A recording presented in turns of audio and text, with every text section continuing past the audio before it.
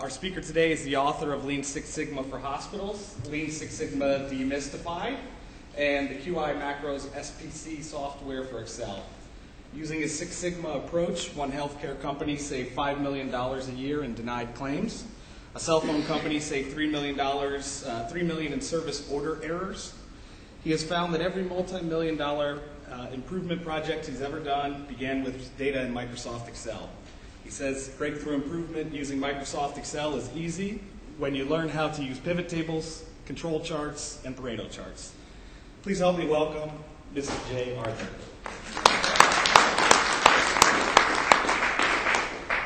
All right, well, welcome. You know, a little bit of the QMS thing is improvement. And so I was sort of called in the last second here, the last few months to fill in. And so I thought it would be interesting to kind of dig into what you can do with Microsoft Excel. And if you've been kind of listening in the world, there's a lot of talk about data analytics and big data crunching. And so most of you probably played with Excel. How many people here know PivotTables in some degree? Not quite a few. All right, so some of this won't be new to you. But what I've discovered is that PivotTables and Excel can help solve most of the problems facing most industries, right? A lot of our quality improvement techniques grew up in manufacturing. Guess what? Most of the world is in services and all kinds of other stuff, right? Not that many people actually work on a factory floor where they can use more exotic stuff. So this is how I've done it, all right? And it took me a while to realize that this is how I've made and helped people discover ways to save millions of dollars, and it's not that hard. And I call it the invisible low-hanging fruit. Well, why? You know, we always talk about low-hanging fruit, but nobody seems to be able to find this stuff. And that's because I believe it's all hidden in this line-by-line kind of ugly data that sits out there in corporate databases. So if you have data that looks like this, or looks like that, or looks like something else here, this is all bouncing data. Anytime you see data like this, guess what? There's something we can do with it. But a lot of people I find are very confused about what to do with that data. And so we can take it and actually summarize that data and turn it into something we can actually use. So anyway, over the years I found ways to save $20 million in postage expense, $16 million in adjustments at one telco. You know, the numbers are big. And it wasn't all that hard to do. And so I found that the secret here is we want to turn raw data into stories, all right? So we have all this line-by-line transaction kind of stuff that comes out of accounting systems and medical record systems and just about anything that a company tracks. They always have stuff that tells you about the mistakes and errors and wasted work and cost and adjustments, lost profit, all that other stuff that's out there in this line-by-line data. So what we have to do is use PivotTables to kind of drag that data out and turn it into something that will actually create a compelling improvement story so that when we talk to people, they go, oh, we need to fix that. Right? When I was in the phone company, I had a vice president at one time, and boy, if you didn't have your numbers right, she would not even talk to you. She'd just kick you out of her office, right? So let's have a way to show what's actually going on here. And so the way we do that is first with PivotTables to get to the refined data. And then we use some control charts, Pareto charts, or whatever, to turn that into an improvement story that people can understand. And so, first thing, PivotTables. It's very interesting. When I go out in the world, I discover that most people and most places I go to, they have very little understanding of PivotTable, and PivotTables scare them to death. All right? And so I think that's a sad thing, because this is where the big money really is. So you can do some data mining with PivotTables. It's pretty simple. You can count the occurrences of a keyword or a phrase or a number. You can sum or average numbers. You can turn raw data into some sort of knowledge that's actionable. And it helps you drill down into these mounds of data that most people think are just impenetrable and they give up. All right? Even in Six Sigma, I found that people don't know how to do this. And I think this is one of the keys to getting ahead in this whole process. So the first part is when you set up your spreadsheet, each column has to have a unique heading. Otherwise, PivotTables will balk. All right? You can't have a blank column in there. It'll balk.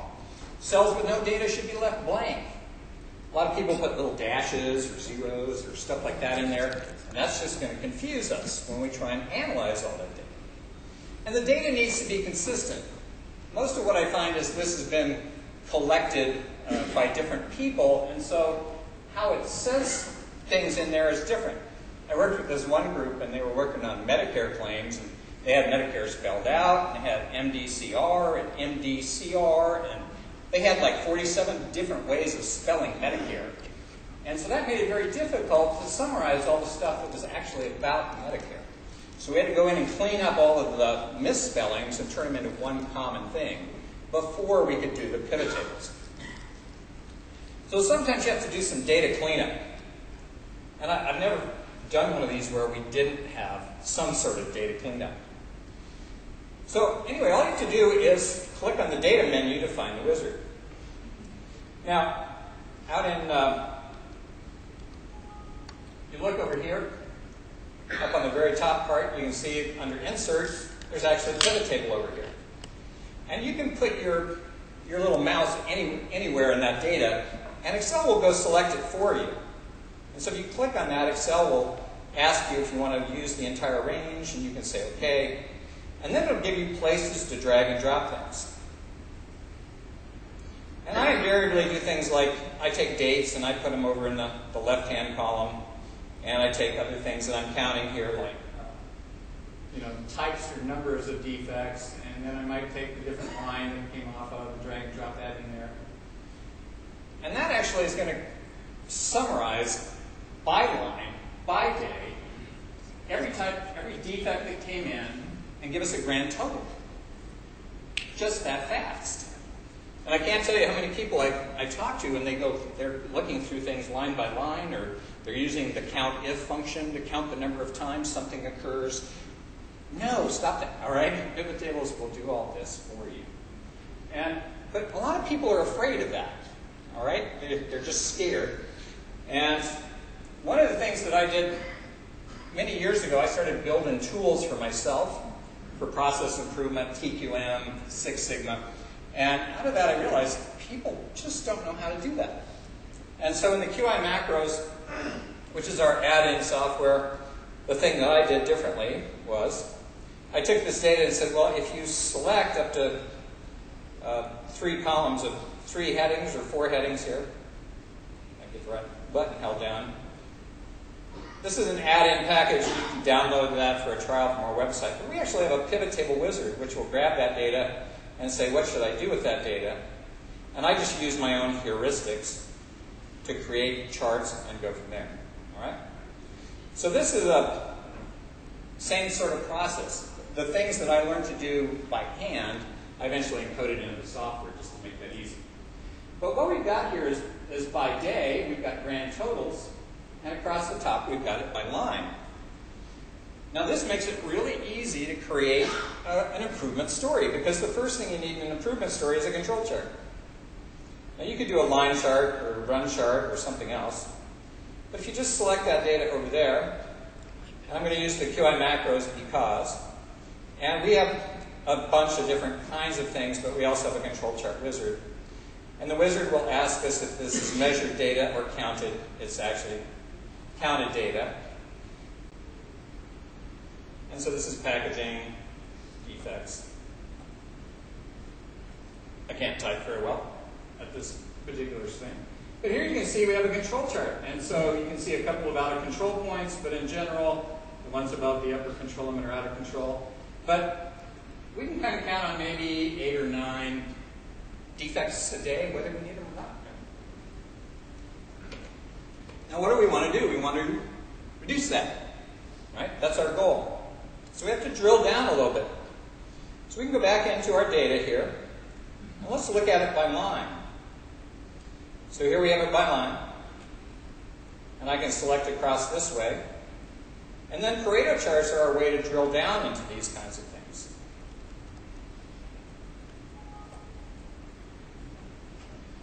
And now you can see that line 3 down here is actually the biggest contributor. They have the most defects.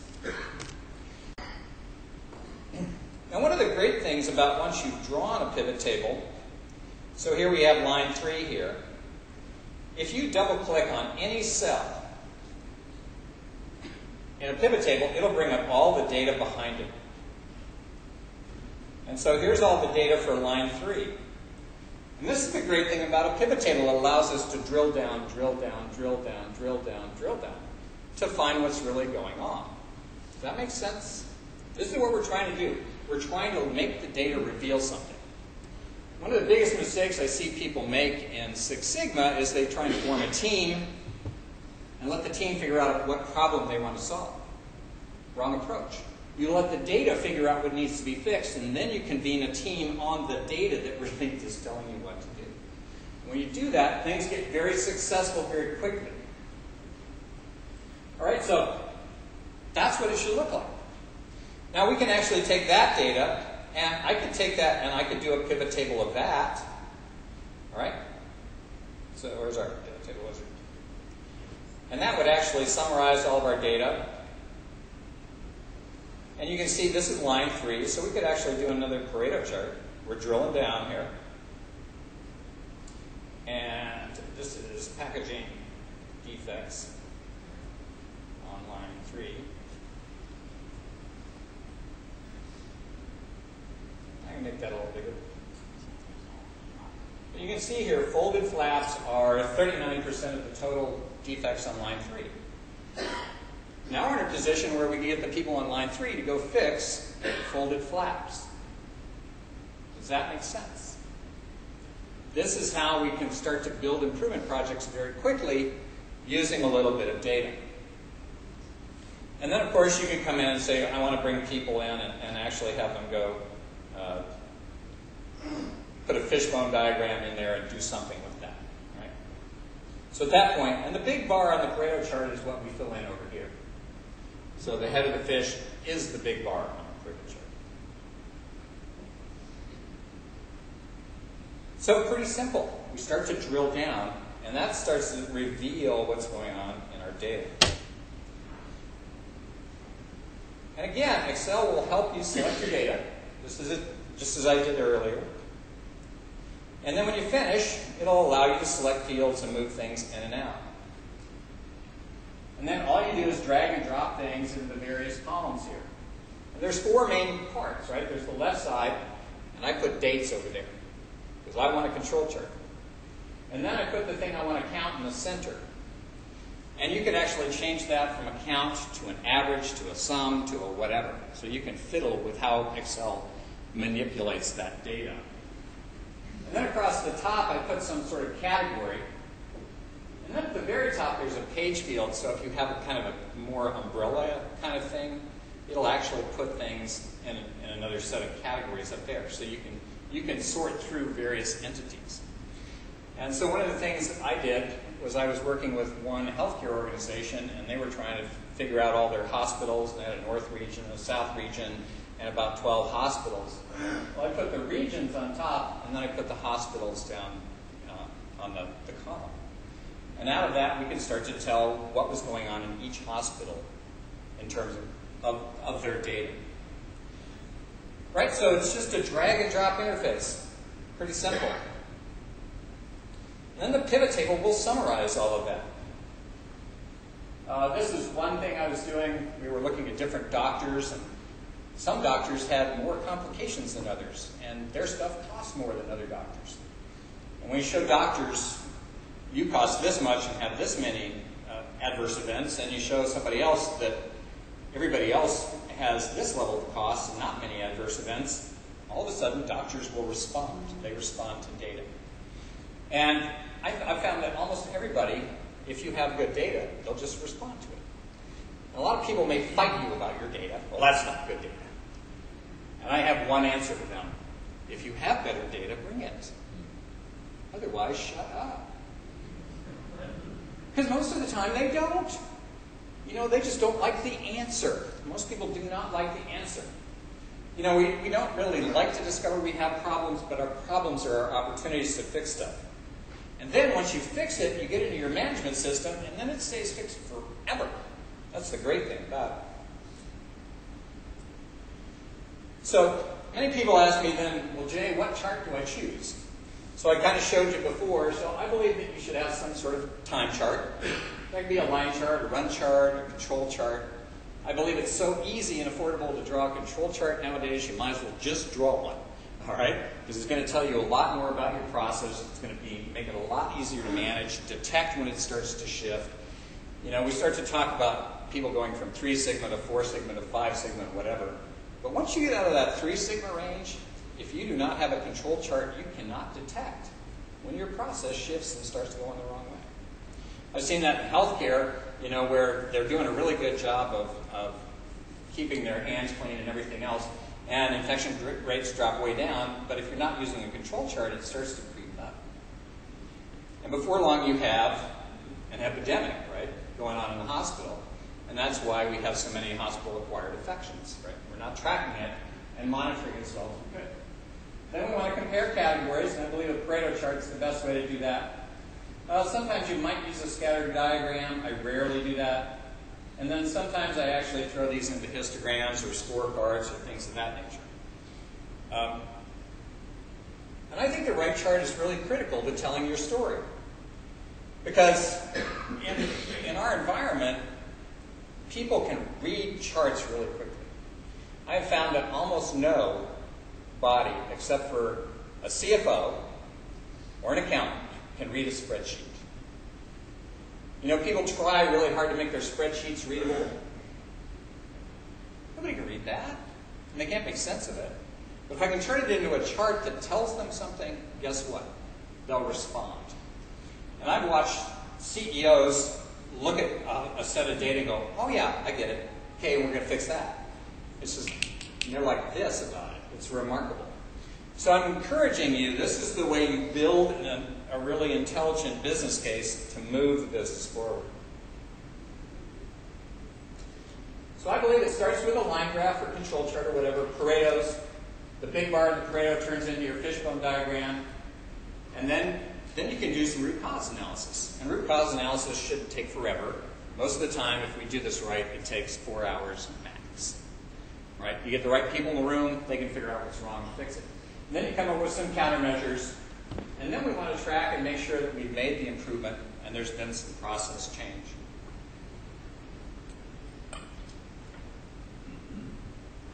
So here's an example where I worked with the healthcare company. They had about $12 million a year in denied insurance claims, so they weren't getting paid at all. Now, we think there's really high costs, but when you start looking at how much Medicare pays, you know, it's 30, 40 cents on the dollar of what gets billed. And so there's some funky economics that go on in there that worry me, but that's another story. So here we looked at our charges coded as denials, and again, I had 48,000 rows of data about this. There's no way you can do that with a manual calculator, abacus, or anything. But with the pivot table, it was pretty fast, right? And so I was able to summarize all of those and turn those into a control chart. You can see they were losing about $1 million something a month. And so then we took all of that and did it by reason code. And it turns out timely filing, which means they weren't getting it done in 30 days, which was their limit. They were losing about 60%. And I found that, you know, Pareto was an optimist, you know, the 20% producing 80% of the problem. The truth is that it's much tighter than that. 4% of what you do produces over half the mistakes, errors, wasted work, and whatever. Right? That's one step out of every 25 is what's causing the real problem. So we want to use pivot tables to narrow us down to that one thing that we can fix, and we fix that, and things get magically better faster. All right? And so I said the next thing we have to do is take that down another notch. All right, so insurer one, there was a whole bunch of insurers, you know, all over the board, but one of them was accounting for 64% of all the denied claims due to timely filing. Dude, let's fix that. You know, and remember, I did the analysis in a couple of hours. We had a team meeting for probably 3 or 4, and they came up with root causes. And again, you're not going to have a big, bizarre, busy fishbone when you're done. Right? If you've narrowed your focus enough, you have one thing to fix, and the answers are going to be pretty short and simple. You know, I always notice that I know teams have gone bad when they start whalebone diagramming. Right? The whalebone diagram goes all the way around the conference room. That's how you know they're not focused enough. So they worked on compliance around the contract, but they actually changed their own internal processes to defeat what was going on there. They figured it out on Friday. They implemented the process change on Monday. And so this is a different fishbone example. So they came up with some ways to do this. Got another countermeasure example. But once they implemented that, they started saving $300-something thousand a month, almost $5 million a year. And that was done in an afternoon. Okay? Process improvement does not need to take centuries if you're properly focused with data. And so this was a dramatic improvement. And then they went after the next set of things on there. I just kind of sent them on their way, and they started working on the rest of that. But they had $150 million in rejected claims. So you send an insurance claim in, and it bounces back out. And another $100 million sitting in appeals. That's a lot of money. Half the hospitals in this nation are in financial difficulty. It's because they can't collect. All right? It's not because they can't do medicine. It's because they can't do the operational stuff. And so maybe we need to help people with the operational side of what they do. I've seen a lot of people who do great things from a manufacturing standpoint, and they really are atrocious at billing or invoicing or purchasing or payments or whatever it is. So the back room functions are suffering. This is kind of a little bit of that data we had. So they had north and south regions, they had different hospitals, they had admit dates, and they had some denied charges. And so here we have region. And again, I can select entity and admit date and denied charges. And I can ask the QIMacros to do a pivot table on that. And it will go ahead and give me, along this side by date, total denied charges across all the hospitals. And again, I can take this bit of data here and turn that into a control chart.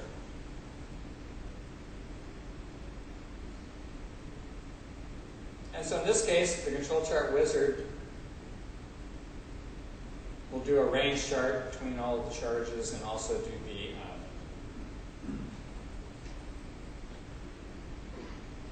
denied charges over that period of time. You can see they had a couple of out of control points, and then they were low here at a run of 8 points below the center line. I'd really like to know what they were doing right there. Does that make sense? Sometimes you can detect things going right. Maybe I'd like to know the root cause of that. All right, so what we can see, it was $1,900 a day for this limited piece of data that I've got here. But this led us into that next analysis. Let's go find out where all these things are going wrong. You know, side note, one of the things that I used to do is I used to spend hours trying to teach people how to choose the right chart. And then I realized if I'm looking at their data already, I can figure that out for them usually. So anyway, we can go back to our data. We can go across the hospital here. Go across the bottom. We can do a Pareto chart on that. Denied claims by hospital. And you can see we have hospital 2, 3, and 1. These are the big hitters here. We might want to investigate all those, but maybe we don't need to. So again, we can come back to our data here, but hospital 2 is the biggie. I don't know if you can quite see that. But if we double click on that, that'll bring up all the data for that particular one. And here you can see we have rejects for overlapping date of service, overlapping date of service, overlapping date of service. It turned out that you come into the emergency room and then you are admitted to a room, and those two sets of charges do not meet. And so they would reject those for that reason. So we could, there's ways we could do Pareto charts of that as well. Although they both were about rejects for denied duplicate data service. All right, so that's how hard it is. It takes a little practice. And I'm going to invite you, if you go out to our website, if you go to lssmb.com, you'll get to, I have a whole series of improvement videos out here, but there's a whole set on PivotTables. So if you want to watch PivotTables this again, you can find it out on our website under lssmb.com. Yes, ma'am? QIMacros is an add-on? Yeah, it's an add-on for Excel to do all the charts. And you know, you don't have to use my software. There's other softwares out there. But I think that this is, I'm trying to show you the structure of how we get to this outcome. Right? And if you go to QIMacros, you can download a 30-day trial and give it a test drive and see what you think. So I have a lot of free video out on the website to teach you how to do this, so you can learn the whole process. And this is pretty fast, right? I feel like I'm feeding you with a fire hose. So learn how to slice and dice your data, make lots of charts, throw most of them away. I make lots of charts and discover they tell me nothing, right? So I get rid of them. Keep the ones that tell you a story. And that's kind of the essence of using PivotTables to do that data mining that's going to help you find the key areas. You know, those little tipping points where if you just tweak that, smooth, all right? And again, I found millions and millions and millions of dollars that nobody knew how to find just with PivotTables control chart.